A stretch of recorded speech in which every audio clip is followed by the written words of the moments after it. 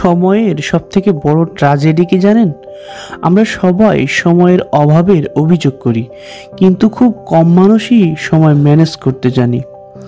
Harvard business review বলছে, প্রতিদিন আমরা প্রায় 3 ঘন্টা 42 মিনিট সময় হারিয়ে ফেলি ডিজিটাল ডিস্ট্রাকশনে।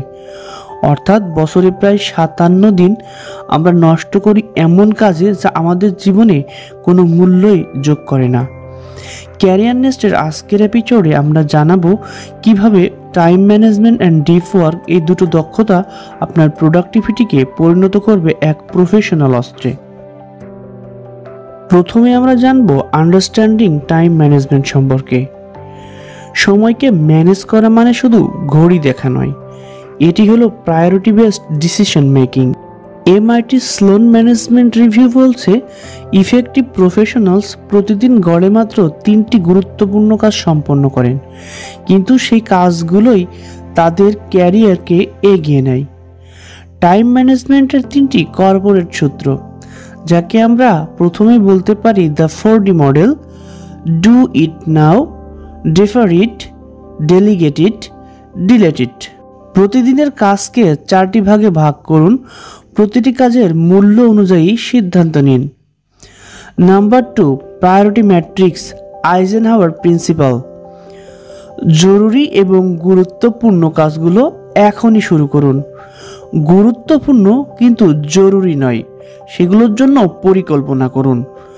জরুরি কিন্তু গুরুত্বপূর্ণ নয়, ডেলিগেট করুন। জরুরিও নয়, গুরুত্বপূর্ণ নয়, সেটাকে আপনার লাইফ থেকে বাদ দিয়ে দিন। এভাবে সময়কে নয়, নিজের সিদ্ধান্তকে আপনি নিয়ন্ত্রণে আনতে পারবেন। Number 3, energy based planning. সময়কে নয়, নিজের এনার্জি সার্কেলকে ট্র্যাক করুন। যখন মন সতেজ থাকে তখনই ক্রিয়েটিভ ও ক্রিটিক্যাল কাজ করুন। স্ট্যানফোর্ড রিসার্চ বলছে, energy is a more limited resource than time. এখন আমরা জানবো the deep work revolution, science of intense focus সম্পর্কে।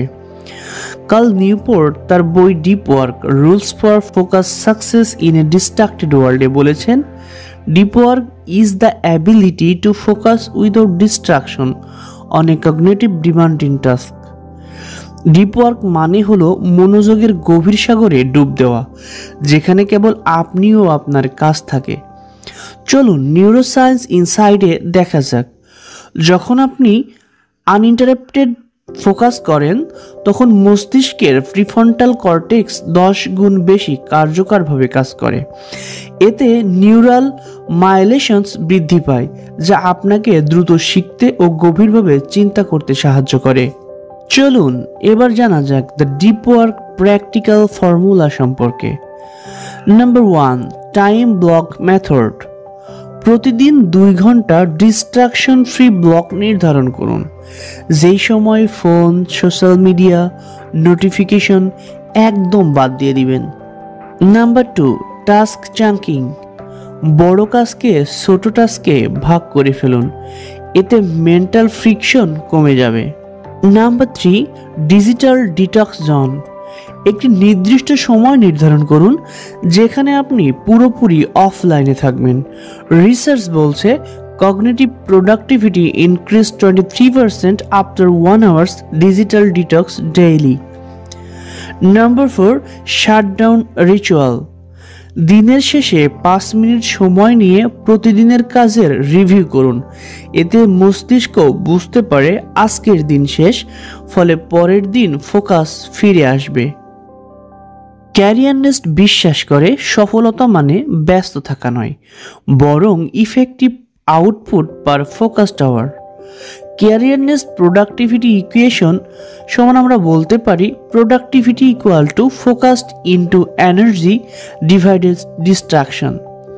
ইউনিভার্সিটি অফ ক্যালিফোর্নিয়া রিসার্চ বলছে, যে ব্যক্তি সময়ের পরিবর্তে ফোকাস ম্যানেজ করতে পারে সে 1 বছরে অন্যদের চেয়ে 3 গুণ বেশি কাজ করতে পারে।